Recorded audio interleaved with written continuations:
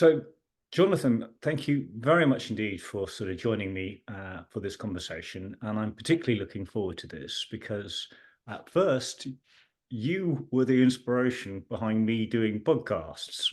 We had a conversation and you said, and you have been sending me links to really good podcasts by people much more professional than me. And you said, we should record some of our conversations. They're interesting, and they always have been. So let's make sure this one is as interesting for an audience as it has been thought-provoking for me. And one of the reasons I'm particularly keen on talking with you is I've had the privilege of talking to people like Matt Fowler, who's very heavily into mental health. He's the founder of the Time Man Club. Tina Hess, who looks after the well-being and mental health, predominantly of young adults, and you yourself are a mental health well-being professional with a lot of experience. The other thing that's really interesting about you is that you've lived in a lot of different cultures, from Beijing to South America. So I'm really interested in that sort of experience and knowledge of culture and well-being. And sometimes, we've talked in the past about things like masculinity and identity, and the world as it stands today. Well, yes, thank you, Tim. That's quite the introduction. I don't think I've ever been framed as an inspiration before, but I'll take that and somewhat set myself up to fail on this one, but I will certainly do my best to hopefully bring some interesting insights, both from a professional and personal perspective. So just on your sort of travels and what you learnt from each before landing yourself back into the UK, because I imagine Beijing, for example, must have been a really interesting place. Certainly was. I had been fortunate enough to travel fairly extensively prior to moving there. So I had a year, not a gap year, because I didn't go to university until I was 28, but I saved my pennies and took a year around the world at 21. That was the first time I'd experienced non-Western cultures, so traveling through Southeast Asia and South America. But I don't think any of those experiences fully prepared me for China. Mm-hmm. I've said to many people since then that it was such a unique cultural experience, one that was so far removed in many ways from that of the UK and others. I mean, let's take the language, for example, symbols rather than Roman letters. Language is so important in our day to day. So something like that. But even things more abstract. So black is the color of choice for weddings and white is the color of choice for funerals, for example. So very, very alternative, very different, but nonetheless, it was still a fantastic experience. I spent 2 great years there and learned a lot, not just from a cultural perspective, but a lot about myself as well and where I wanted to go in terms of the direction of my studies. It heavily influenced me to take my degree in international development. I saw what an engine China was, mm-hmm. and it was in 2009 to 11, so it was, the wheels were already fast turning, but just in the couple of years that I spent there, you could really see that they were defining the word progress, shall we say, in terms of infrastructure. Built several metro stations, buildings will go up in a matter of weeks. Such fast-paced change, and yeah, very, very interesting and enjoyable experience. I remember hearing a quote from Rory Stewart, who made this observation. Apparently, at the beginning of David Cameron's premiership, the British economy was larger than China.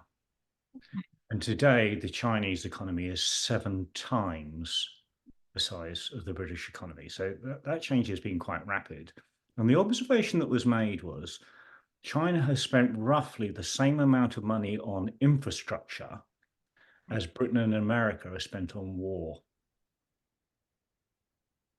Yes, Interesting.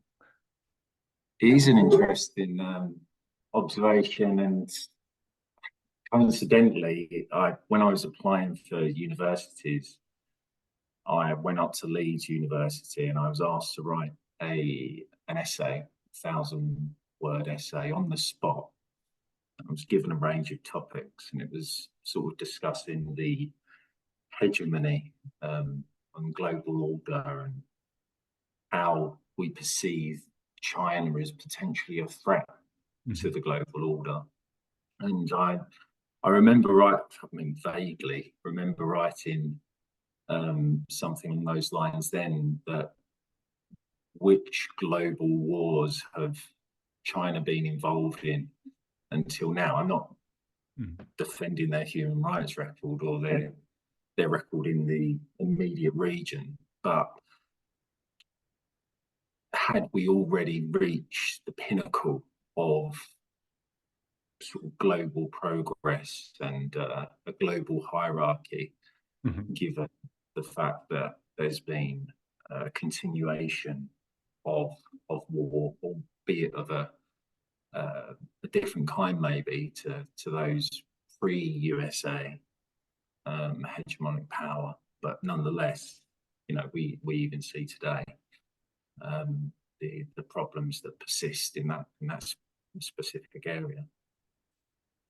Is your point about hegemony is really interesting, because earlier we were talking about sort of a hugely different culture, and culture and hegemony are kind of linked. And of course, one of your specialist areas is in mental health and well-being. And I'm really interested in how individuals thrive in different types of culture. You again touch on sort of the Chinese human rights record is certainly not, what it should be. And it's not fair to draw a comparison, but just as a sort of segue, if we look at anxiety, depression, poverty in the West, that's not much to write home about either. Have you particular views on sort of politics, hegemony, and the individual? Well, firstly, amazing that you managed to create a segue there. Global hegemonic power and workplace mental health.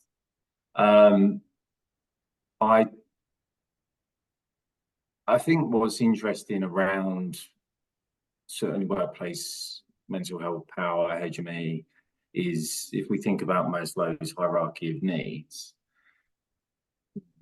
we are somewhat afforded the space, the capacity in certainly in the UK now to have that reflective piece in terms of our own mental health and well-being and our position within society and our contribution and our purpose.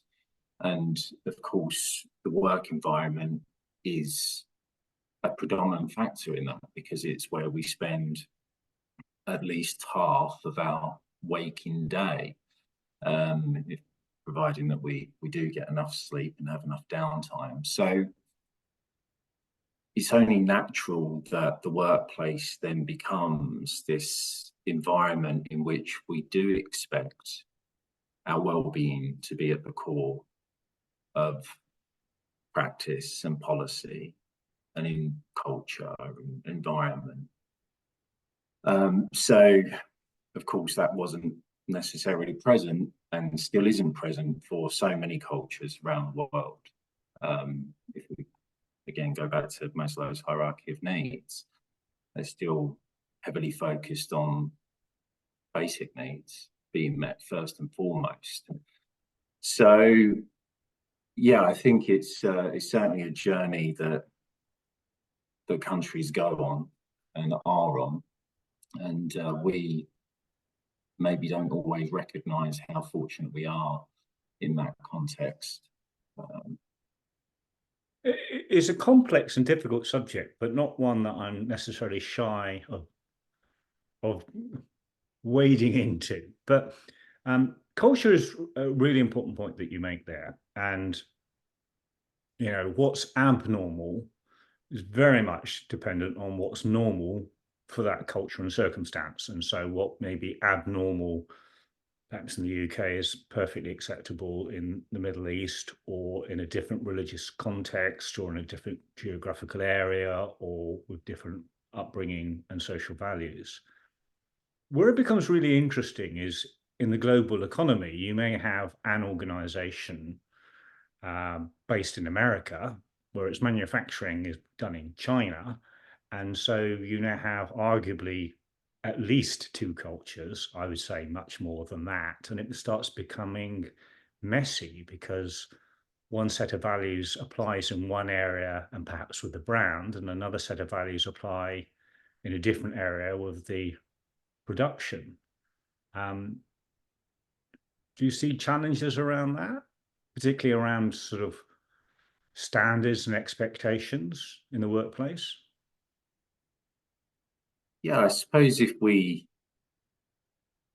think about it from a microeconomic level, this is macro, so multinational organizations and cross-culture interdependencies are going to present different challenges.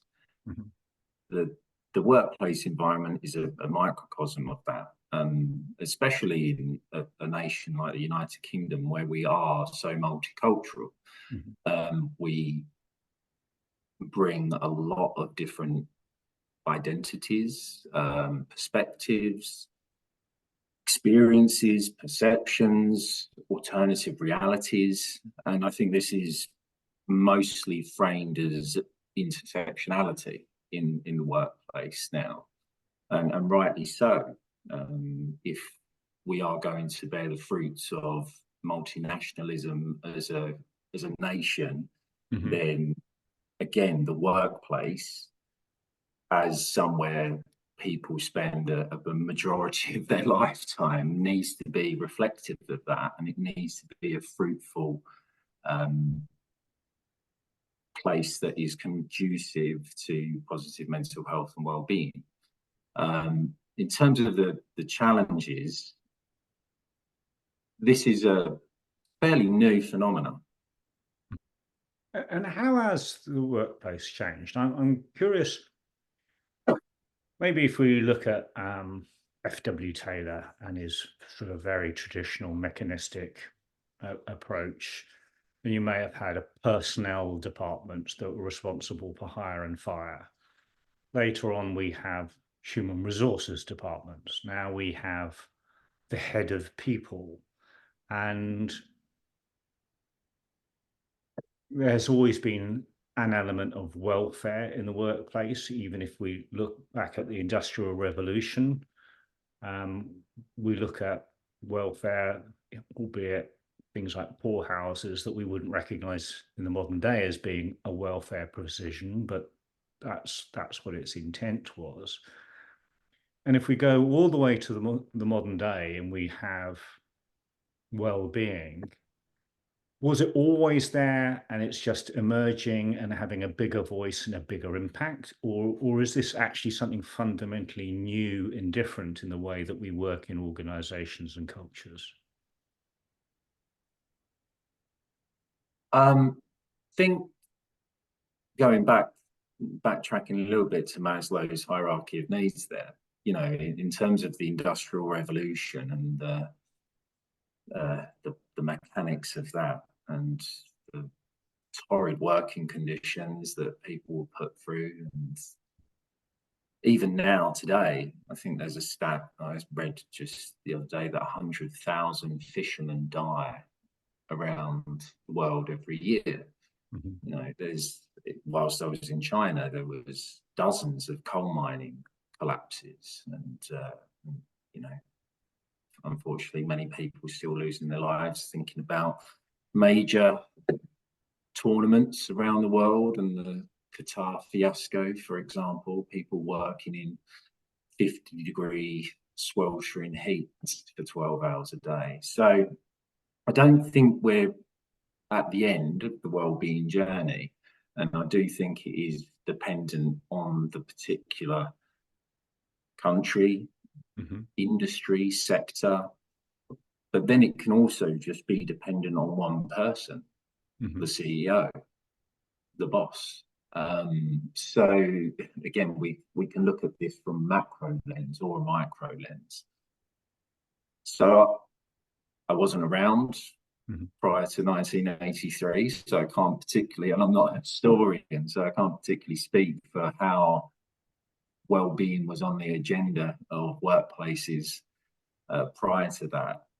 But intuitively, it doesn't seem like it was a priority, let's say. And I would, based on current day, assume that that is the case, because still it isn't a priority for so many organisations or individuals, even in a country like the UK, let alone others that sort of just previously mentioned.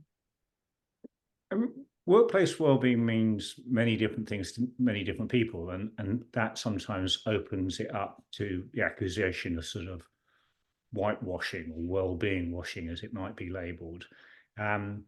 Perhaps I've certainly worked in organisations that, and I'm very grateful for it, providing sort of free tea, coffee, free lunch, pool table, tennis table, etc. And it was a case of work hard, play hard, and that was well-being.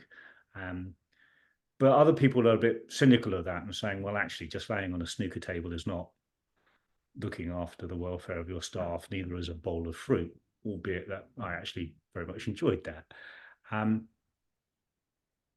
So well-being does mean very, very different things. And one of the challenges, I suspect, is the balance between, what is the individual's responsibility and what is the organization's responsibility in terms of well-being. We may argue, for example, that everybody has a right to a private life, and yet with something that feels at times like an always-on culture, the employer has an increasing responsibility, perhaps beyond 9 to 5 and the time that you're at your desk. What are your thoughts and experiences in that type of area? Yeah, I agree that there is a responsibility on the individual to support their own well-being and mental health, and take preventative, proactive caution in doing so. That's clearly in the interest of the individual. It goes without saying, and that often features in a mental health and well-being policy, as an expectation or a role and responsibility that features under that of the employee. I go back to say that if an employer is home to a person for 8 hours minimum a day, then it is incumbent upon them to, at the very least, not operate in a way that damages one's well-being and mental health. And that's very different to saying one must wholly support and manage one's mental health and well-being. So, yeah, I think consideration to both are necessary. First and foremost, it's, well, what do we have in place that is maybe affecting negatively upon someone? And then once you've at least mitigated those factors, you might then start to reverse the wheel and start to focus on how you can maybe have policies and practices or support mechanisms or develop a working culture or environment that is conducive to positive mental health and well-being. And I think that that framing is often a barrier, is that the workplace is often just seen as a negative impact upon the individual. We know that work is so important for people. People that are employed have a sense of purpose. They're able to build social connection, obviously earning money to afford them things in their personal lives. So yeah, it's paramount that employers take this seriously, recognize their responsibility, but also don't feel the burden of having to guide people to mental health, or positive mental health and well-being. You know, there needs to be a balancing act there, and a shared role and responsibility in keeping people well engaged and the ability to thrive at work. I'm interested in the concept of resilience, and partly because of what you were saying there. I mean, if we're saying well-being in the workplace is looking after the needs of the individual, of course, all individuals are different. They will all have different needs. And resilience itself can be seen as, one's ability to withstand adversity, which perhaps is a tolerance after which you become exhausted and burnt out. Or you could say resilience is actually your ability, like a squidgy ball, to bounce back from adversity and actually thrive. It is not necessarily withstanding hardship. It is actually thriving, enjoying, being passionate, being engaged. And as you rightly say, the workplace can offer all those opportunities for passion, engagement, mastery, community, lots of positive things. What's your advice to employers, small, medium, or large, about how to sort of customize the right environment, given people can be so very different? It's a really good question. And there's not a one size fits all answer, because employers are of different sizes. They operate in different industries. They have completely opposing work environments, and have a unique workforce quite often. So in that sense, there is an element of consultation with the people working for you, and they'll be best placed to voice what needs, desires, wants they have from you as an employer. So this is, often we have staff surveys, routine wellbeing check-ins. That's where data can really be your friend, both quantitative and qualitative.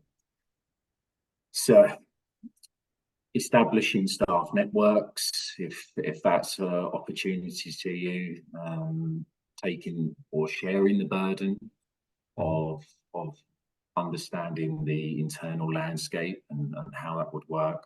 And of course, in creating staff networks, there's a sense of connection there as well.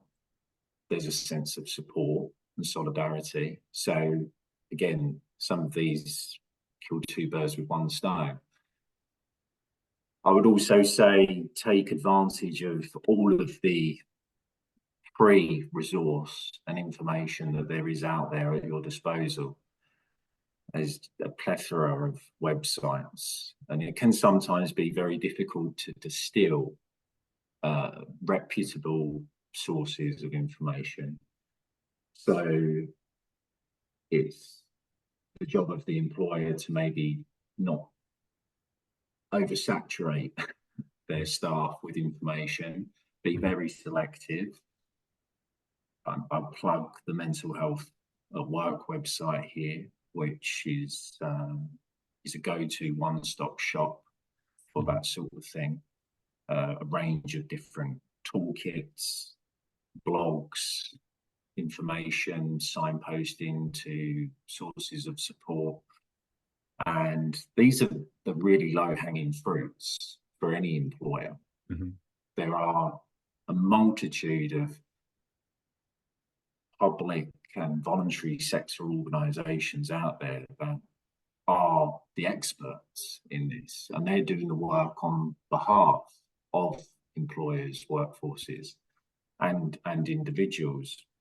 And so it's then raising awareness of these sources of information, promoting them, and also allowing people the capacity within their working roles to engage with them as well. And clearly there are more resources. It is on the agenda. There are professionals like yourself who can help organizations. So that's a real positive. Okay. Is this addressing a stable problem, or actually is the world perhaps becoming more difficult?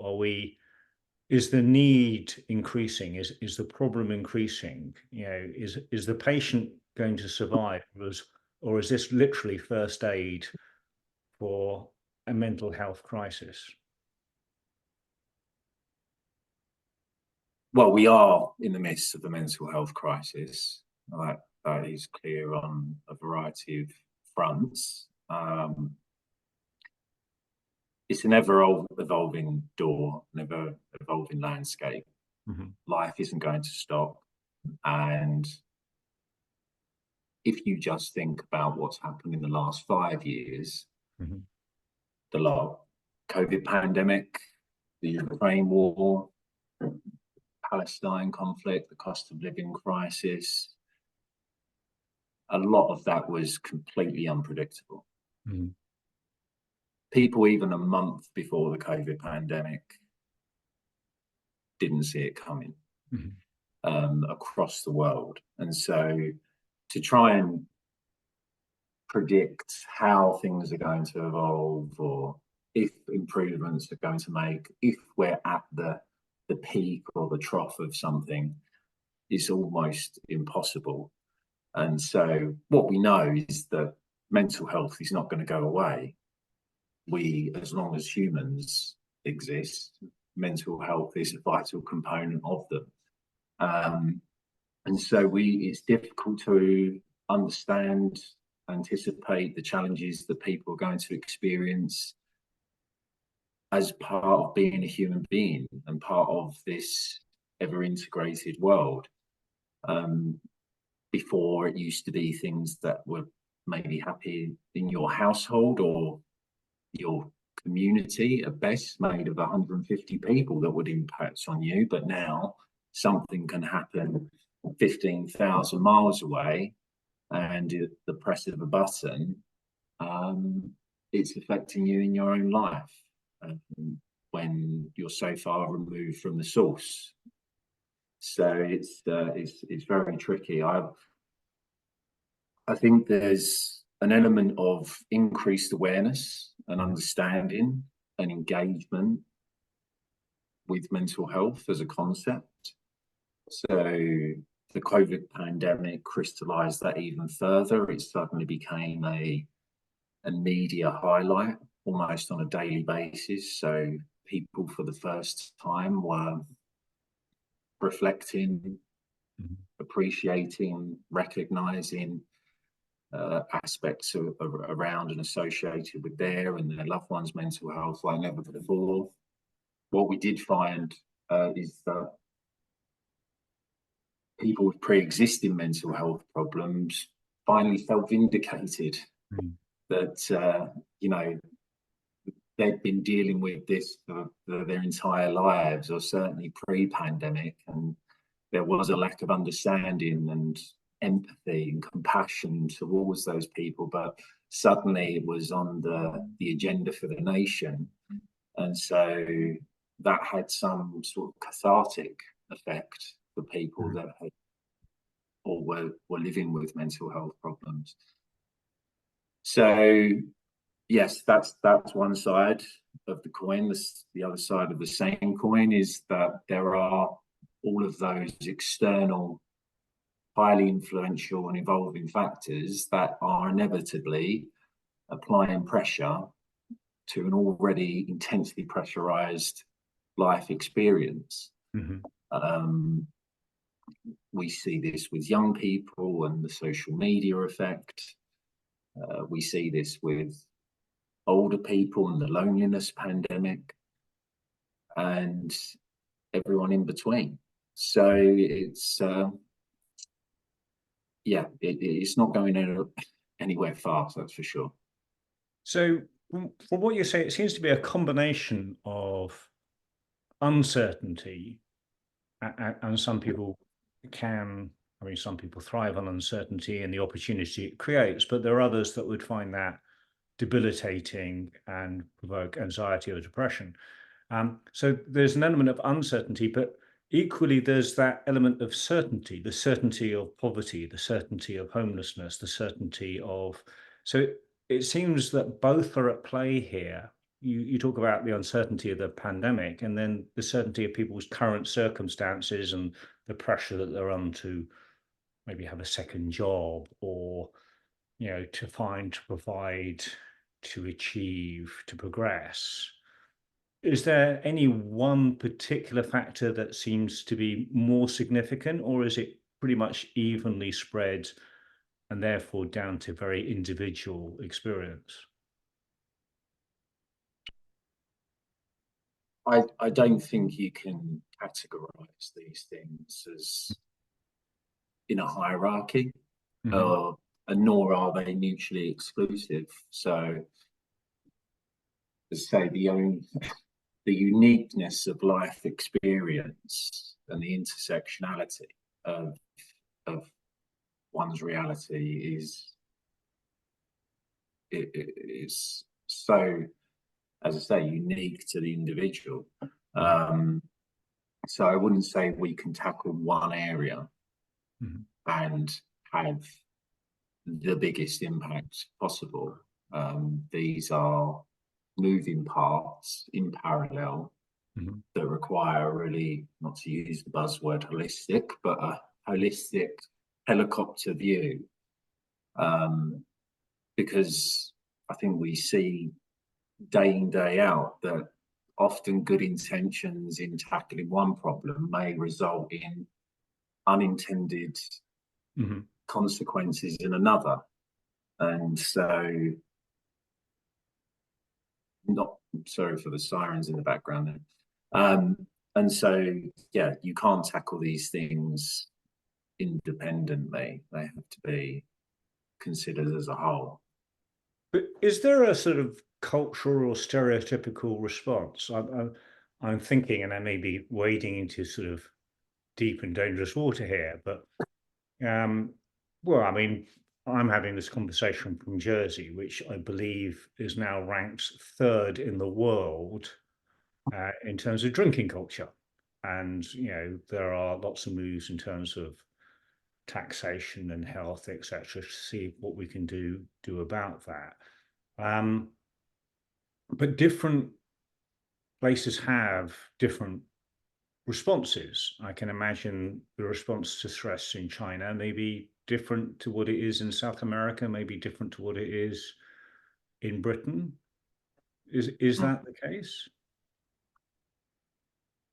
Yes, I mean, if you zoom out, I suppose this goes into rules theory, that society is only as strong as the lowest individual, or maybe it's Hegel who talks about utility. And if your only objective is to maximize utility, then you will forgo minority opinion or experience, because that benefits the mass, even if that is 51 to 49%. We see this in democratic votes, for example. So if you applied that across the board, and it was like, well, as long as 51 or 50.1% vote in favour, then we'll forgo the well-being and mental health and realities of others. And clearly the world doesn't working that way. So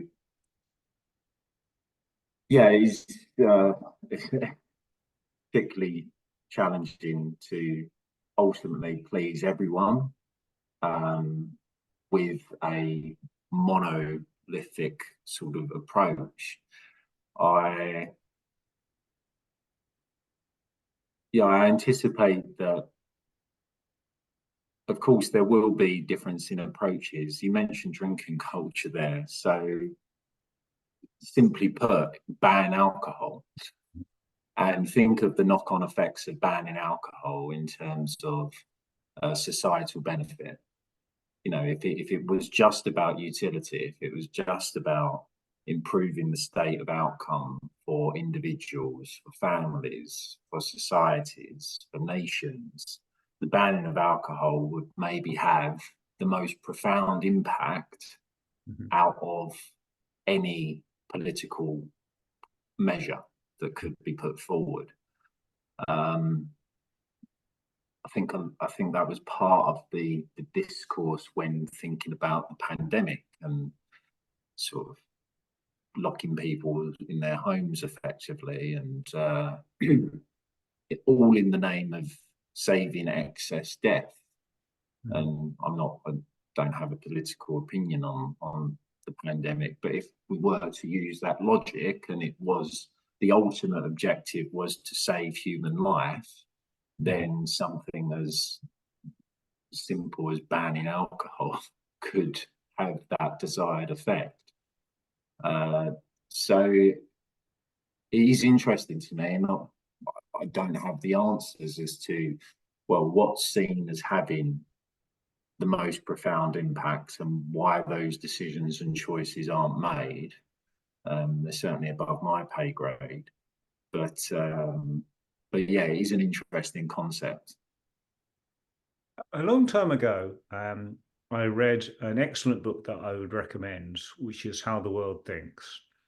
And I find it very insightful, contrasting, for example, a very Western culture, which tends to be individualistic, arguably slightly selfish, but certainly about celebrity and the American dream and how you can make it, you can do this, compared to, for example, Chinese or Japanese cultures that tend to be very community based, and they're less about the individual and more about the collective. And that colors their perspective on life, their behavior, their attitude.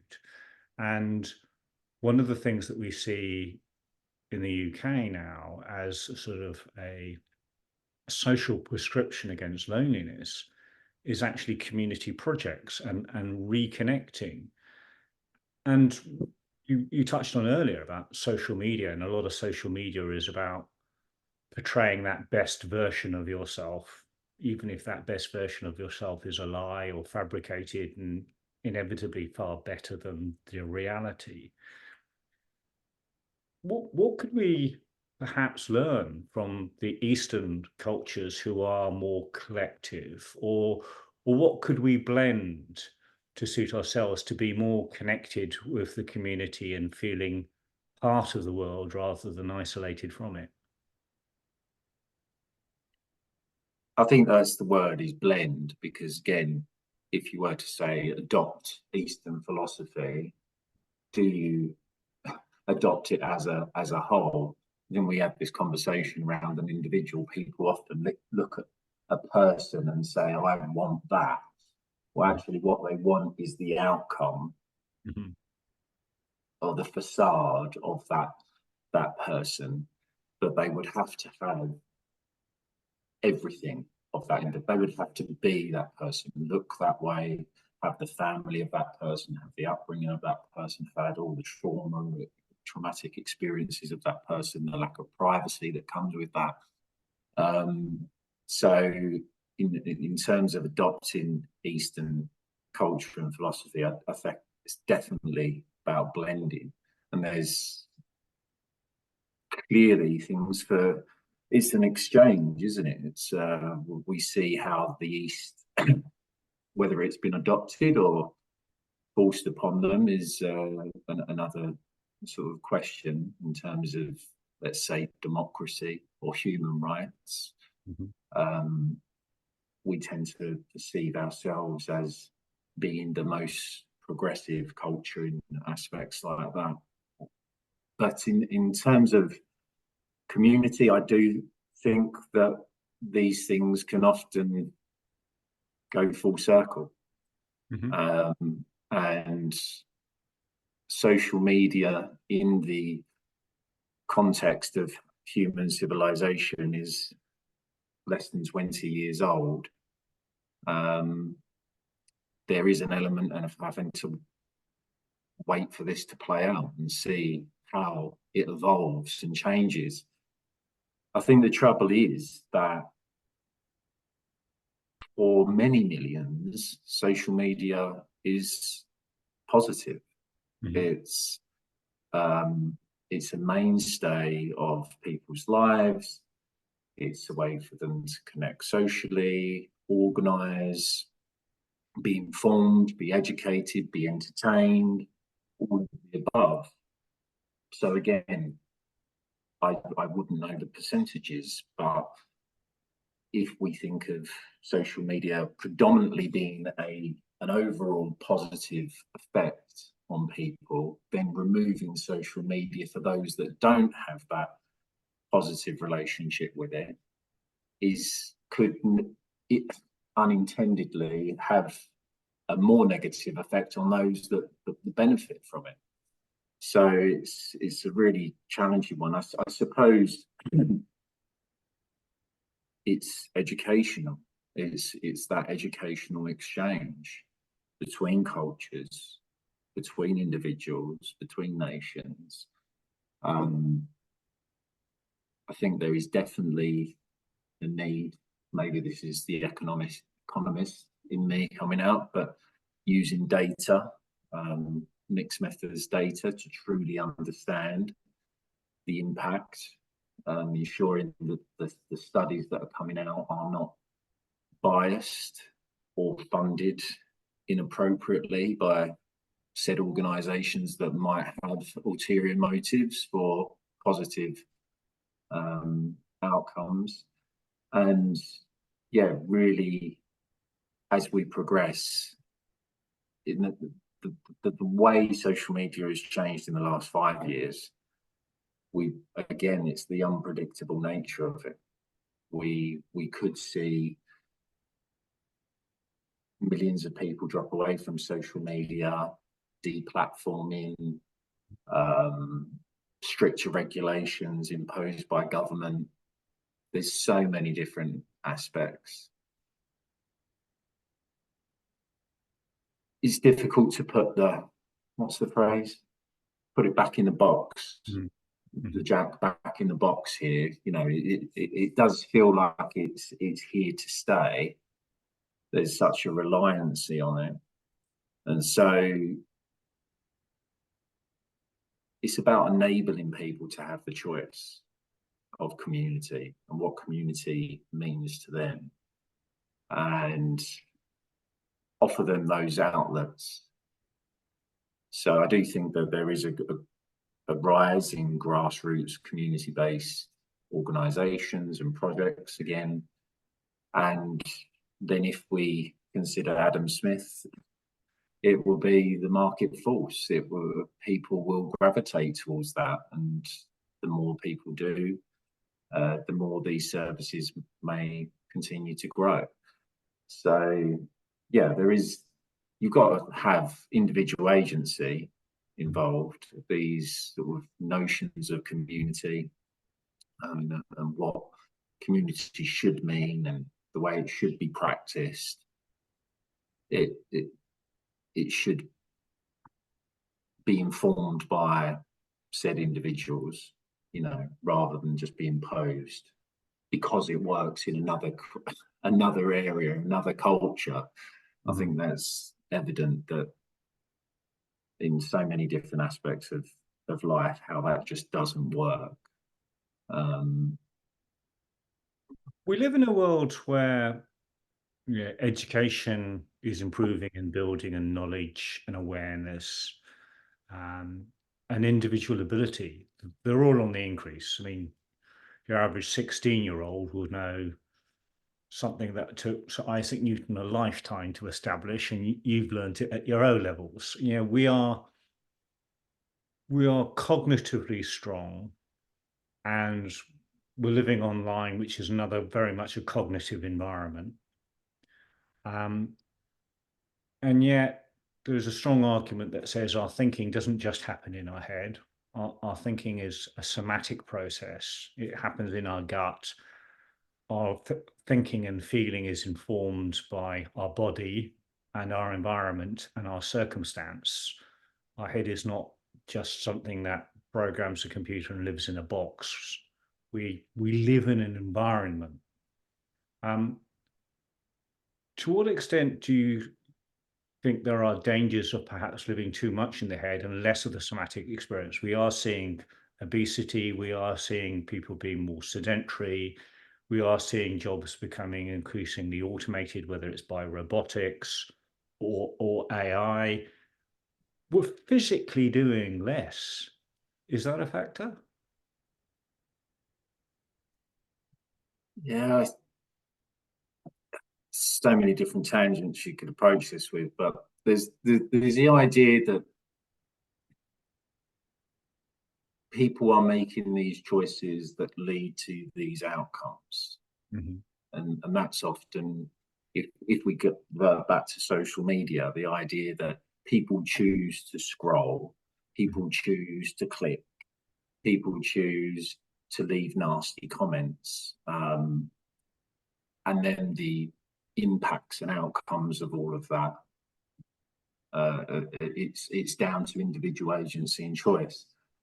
The other argument is, well, no, this is being done to people. You know, social media is not passive. It is actively trying to engage, market, promote, and entice interaction with it in the most psychologically manipulative way possible. Mm-hmm. You know, and this is not my opinion. This is you only have to watch a series of Netflix documentaries of people that have worked for big social media conglomerates, who highlight that the best behavioral economists, the best neuro-linguistic programmers, the best psychologists have been involved in the co-development and design and mobilization of the social media giants. So I think if we extrapolate from that and get Adam's surname, but on a podcast, it was, at what point do we acknowledge that the ill factors experienced by individuals is somewhat influenced or shaped by society itself? Now, I think you're a great believer in individual responsibility and agency, and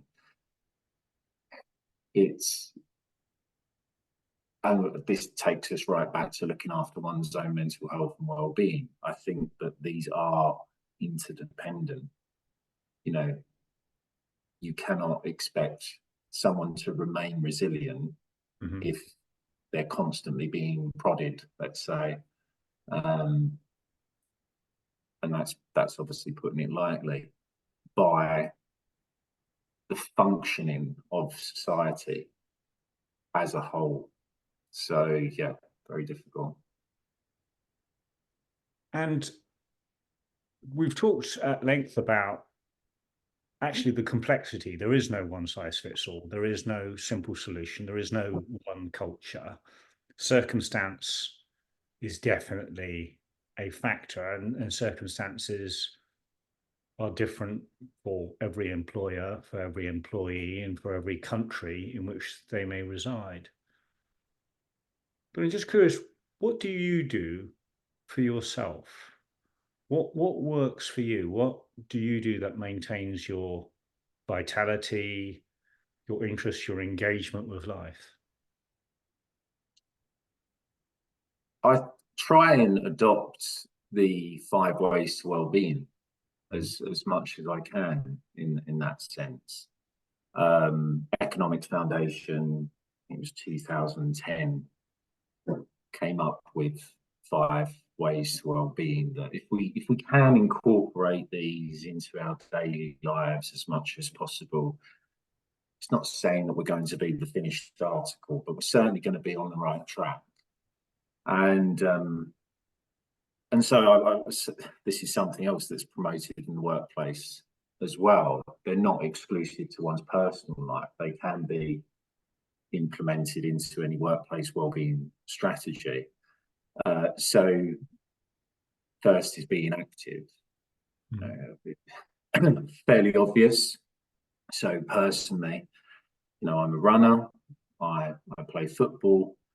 I like to practice yoga. So yeah, being physically strong, fit is a massive one. And I'll just touch on the workplace in that sense, because it might not seem, well, how can people be physically active at work?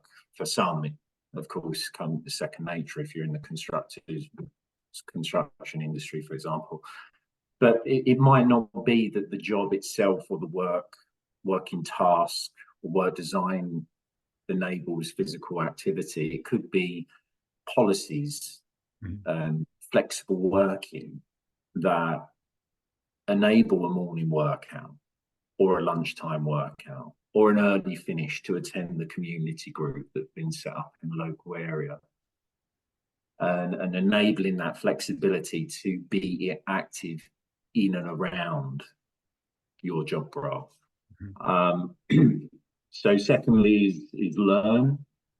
I mean, conversations like this is a learning curve in itself, meeting with interesting people with bringing their own wealth of experience, knowledge, expertise like you. I'm currently studying a coaching apprenticeship as well, which I will plug you as my inspiration. Some mutual compliments here, but yeah, challenging oneself. Learning doesn't have to be some formal qualification. It can be reading an interesting book, watching a great educational documentary or film, or listening to a really interesting podcast like this one. So there's that. There's take notice. I definitely, in my 30s, I'm now 40, have engaged more with my spiritual side, if you like. I could just say my psychological self, my neurological self. That might be more palatable to some. But in terms of meditation, I'm a subscriber, and I'm not sponsored by Sam Harris or the Waking Up app, but that's certainly something that helps. Other apps are available, of course. So, and alongside that, London Buddhist Centre down the road from me, in Bethnal Green, where I practice sort of communal meditation, which acts as a segue into the next one, which is connect. So connecting with others. I am fortunate to have a really strong friendship network. I am an extrovert, which enables me to engage with people, strike up conversation. I'm the sort of person that will talk to the person sitting next to me on a coach or a bus, or in a queue, but also in connection with myself, my family, and making sure that I have plenty of social time there as well. So, I mean, I could go into the other ways, but there's some of the key ways that I look after myself. That's really useful, and I think very practical as well. I mean, it's not just the theory, it's what you do, and I think that's a great asset to share through this podcast. So thank you very much. No, pleasure. So this has been really good. We wind up towards the end of an hour. Thank you. I will cut bits. I'll definitely pick those 5 bits. I think that's a great thing at sort of Christmas and New Year time. How's it been? Been all right? Yeah, no, it's been very interesting. I couldn't have anticipated, talk about unpredictability, couldn't have anticipated talking about the USA hegemony. And yeah, it's as part of a workplace wellbeing oriented conversation. But no, it's been good, and I just enjoy the organic nature of these conversations. You never know where you're going to end up.